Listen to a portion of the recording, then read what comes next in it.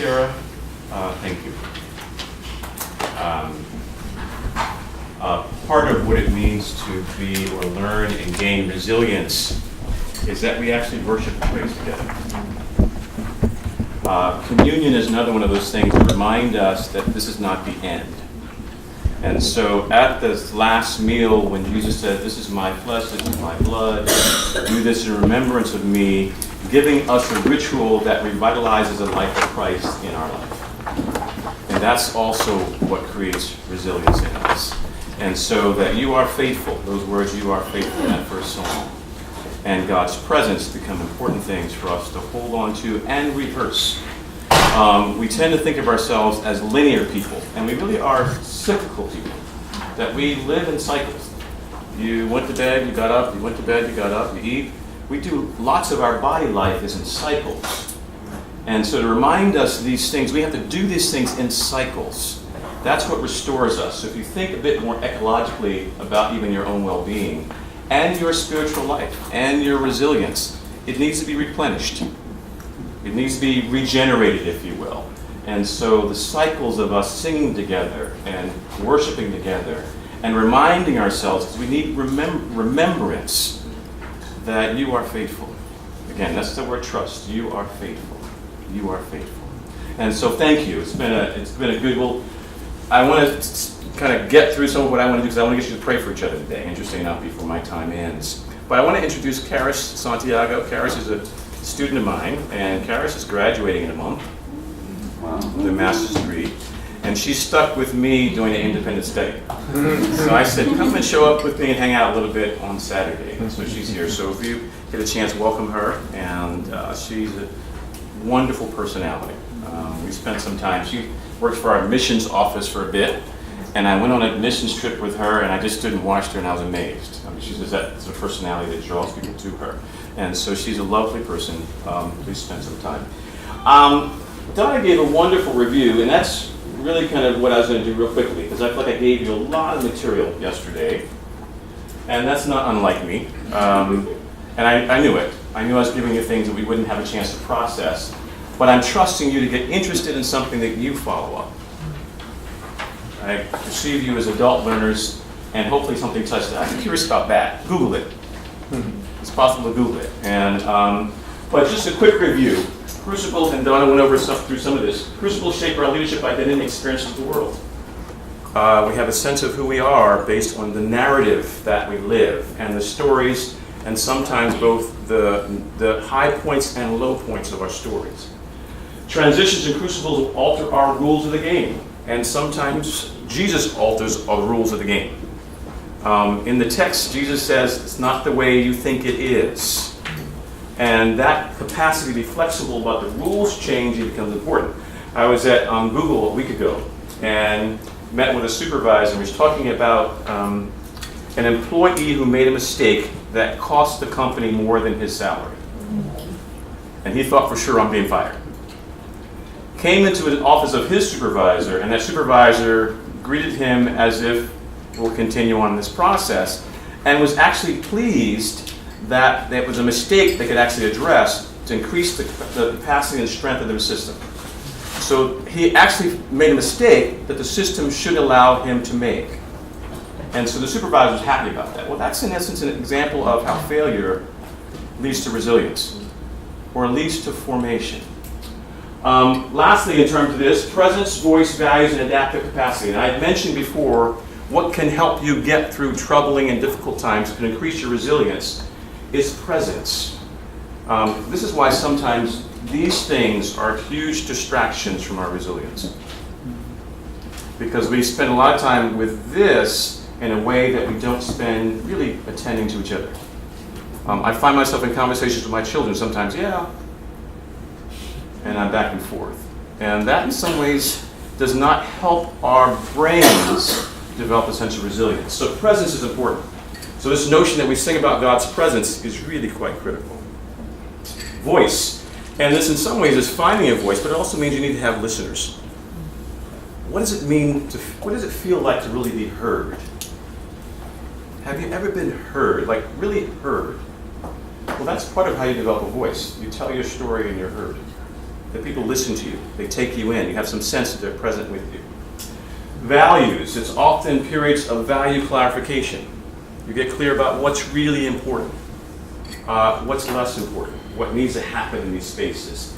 An adaptive capacity, I said insight and gratitude to increase our resilience in the face of challenges. Insight is understanding a little bit in the context what might be going on. It's a meta skill. We have meta skills. Skills and then meta skills. There's skills, things you know how to do, and then the how to do that skill is a meta skill.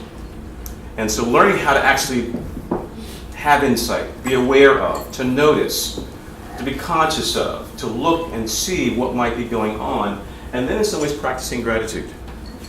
That's a harder one. In the midst of challenges, how do I say thank you? Which actually shifts my mental mode as well as my physical body. If I say thank you, I can actually shift my body and my mental experience by actually saying thank you. And so we're not just simply, we take things in conceptually. Our bodies can actually say to our brains, relax, calm down. And so how do we practice gratitude? Okay. We're going to jump into the scripture, because in terms of time. And we did our homework yesterday by kind of exploring the text, and I think you have some of the text in front of you. I wanted to actually walk through this text quickly. And then I'm going to ask you to do some things, and maybe push you a little bit out of your comfort zone slightly, or maybe a little more slightly. This is a text in that whole pericope of the last meal with Jesus. And there seems to be only, in different accounts, 2 conversations that seem to be with people Jesus has. One with Judas, go do what you need to do quickly. And then with Peter, or Simon. And he says, Simon, Simon, it seems to be unsolicited. Behold, Satan demanded to have you. And I'm always struck by the notion, first of all, he calls him Simon, Simon, which is the name, his prior name to the name that Jesus gave him, which is Peter. Simon, Simon, the way you were. Simon, Simon. Behold, Satan demanded to have you. And I'm always struck with, and there's an implied sense as you move on that God must have said yes. Satan demanded, which harkens back to Job. Satan demanded something, and God seems to imply okay. Because Jesus says that to have you. And it's a plural notion. It's not just simply to have you, it's to have you all. It's to challenge you all. So it's speaking in plural, that he might sift you like wheat, but I pray for you all, that your faith may not fail, and when you singularly have turned again, strengthen your brethren. Peter says then, Lord, I'm ready to go with you both to prison and to death. Jesus says, I tell you, Peter, the rooster will not crow this day until you deny 3 times that you know me. Now again, Simon, Simon, Satan demands to have you, to sift you like wheat. And the sifting process is one where the wheat falls out and the chaff gets caught in the sifter. And so the purpose of sifting is actually separate out those things that are unnecessary. Those things that are chaff, those things that are rubbish, those things that are of no good. So implied in this, there's going to be a sifting. Something sifts out of you that's not necessary for wholesome purposes. But I've prayed for you, and I think this is the critical one, because I'm going to ask you to pray for each other. I prayed for you all, that your faith may not fail. And this sort of praying is, I have pleaded for you all. I have beseeched God for you all. It is much more of a physical, I've prayed for you, a davishing. I've prayed for you. I have pleaded for you, that your faith may not fail. And again, we talked about faith in the sense of that your trust. It's not faith as in your belief system. Because quite frankly, belief systems change. And when we talk about as Christians having a belief system and not talking about faith as a relationship, we put ourselves in some fragile categories. When I get to school, we talk postmodern. Postmodernity kind of threw us because we thought of our faith as a set of ideas that we held to. And the truth is, those ideas are based in a relationship that we have. And so this is about, again, this sort of antithesis of betrayal. It's a trust quality to this sort of faith, not just simply a mental assent.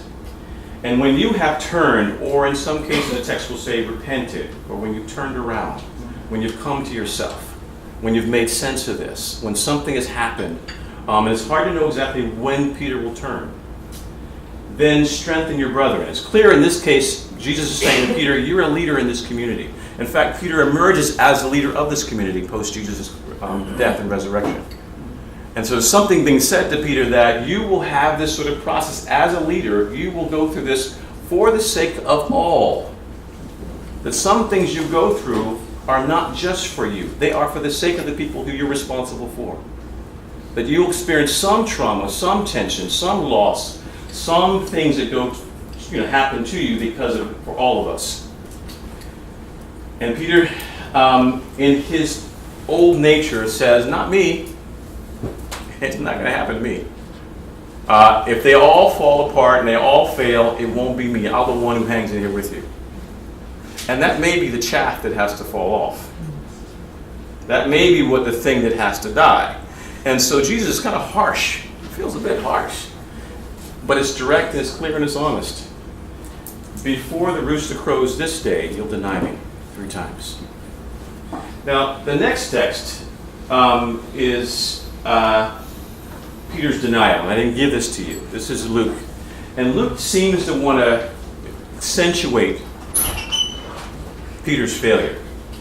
And so, but Peter said, man, I do not know what you're talking about. And this is the 3rd denial.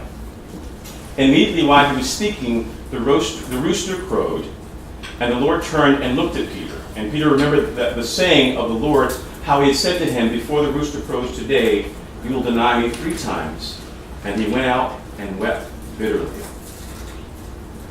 It's interesting, this is probably the only account that Jesus turns and looks to Peter. In the others, Peter denies Jesus 3 times and he's reminded. He remembers. So he's queued up almost internally, the sense that his own cue. But Luke says, no, Jesus somehow was in visual range of Peter. And the sense of Peter's shame was clear to Peter because he could see Jesus' face. At the moment he denies him, he sees Jesus and reminded just in some ways the shame of his own sort of denial. His own sort of betrayal. And he wept bitterly. The question I have for us is about our own betrayals and our own denials. I have moments when I've certainly denied Jesus. I didn't say it out loud, but I denied Jesus. I didn't acknowledge Jesus. I knew in the situation I was in, I didn't want to appear to be unintellectual. Or I didn't want to appear to be too religious. Or I didn't want to appear to be naive. Or I didn't want to, in some ways, risk losing some status. And there's moments when I find that I, in my own life, have denied Jesus.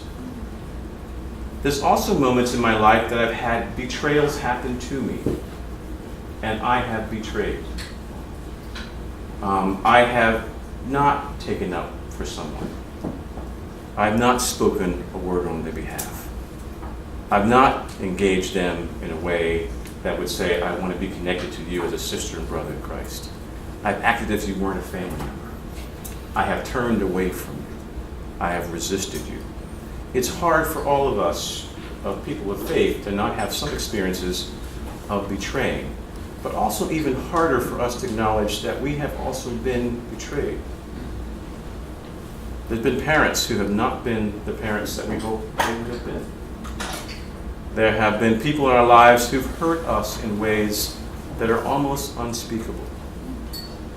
There are times when we have, in some ways, had opportunities missed because someone decided against us.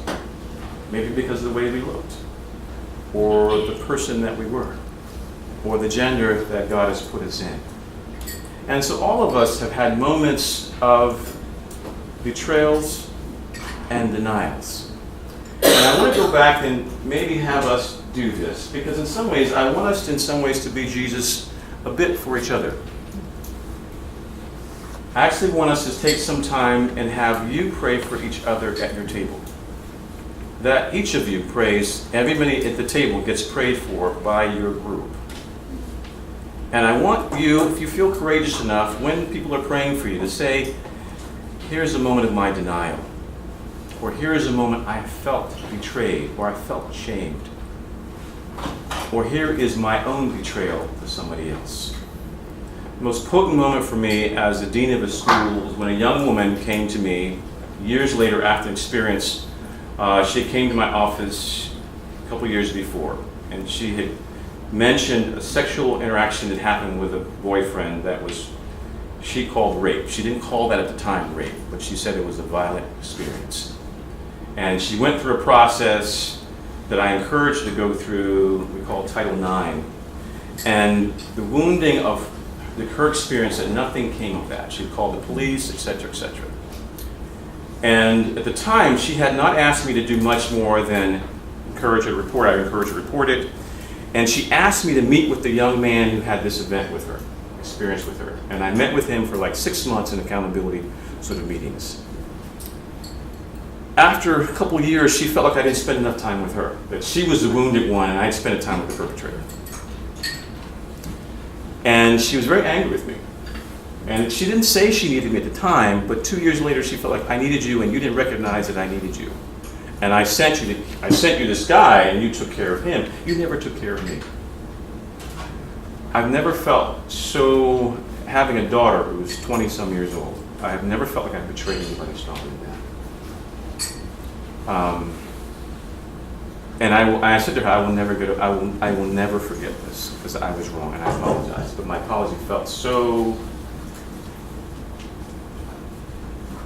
small. And so the question is, how do I return after my betrayal? How do I come back after, in some ways, I have not done what I needed to do? Now, I'm going to jump ahead and then send you to pray for each other. I appreciate John, who spells out a bit more the interaction with Jesus that Peter has after the resurrection, after his denial. And it's interesting, the sort of notion that Jesus asked Simon Peter, both names, Simon Peter, Simon, son of John, do you love me more than these? Yes, Lord, you know that I love you. And he said to him, feed my lambs. He said to him a second time, Simon, son of John, do you love me? He said to him, yes, Lord, you know that I love you. He said to him, tend my sheep. He said to him a third time, Simon, son of John, do you love me? Now Peter was grieved because he said to him a third time, do you love me? And he said to him, Lord, you know everything. You know that I love you. And I think the 3 times was significant. Jesus said to him, feed my sheep. Truly I say to you, when you were young, you used to dress yourself and walk wherever you wanted. But when you are old, you will stretch out your hand and another will dress you and carry you where you do not want to go. And after saying these things to him, he said, follow me. Return to me, follow me. Feed my sheep. In this case, for Peter, his failure was formation. Luke picks up the story of Peter again in Acts. And the first thing you see Peter doing is leading the church.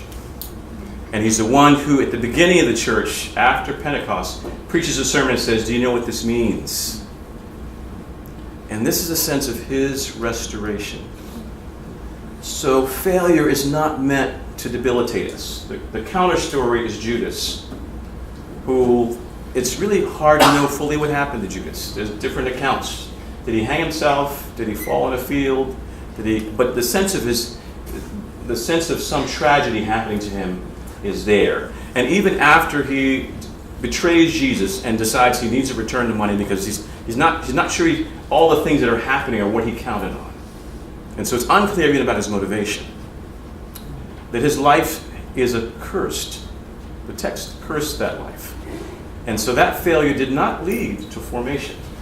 And so there's a pivotal piece by which, and I think the pivotal piece is, I have prayed for you that your trust in me not fail.